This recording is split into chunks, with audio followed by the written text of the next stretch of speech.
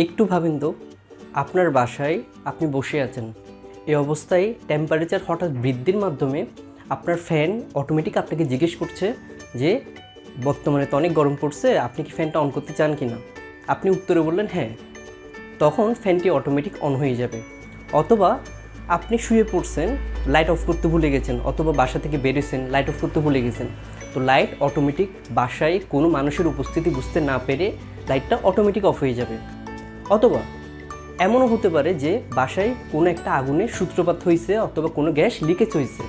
এই অবস্থায় আপনি আপনার অফিসে বসে রাস্তায় হেঁটে হেঁটে আপনি দেখতে পারলেন যে ঘরে কিছু একটা অস্বাভাবিক হয়েছে, এখানে গ্যাস বৃদ্ধি পাইছে অথবা এখানে আমার যে আগুনের সূত্রপাত, এটা আপনি SMS-এর মাধ্যমে আপনি আপনার ফোনের মাধ্যমে আপনি দেখতে পারলেন।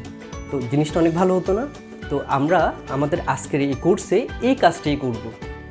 আমাদের এই কোর্সে থাকবে আরডুইনোর টোটাল যে সিরিজ সম্পূর্ণটাই।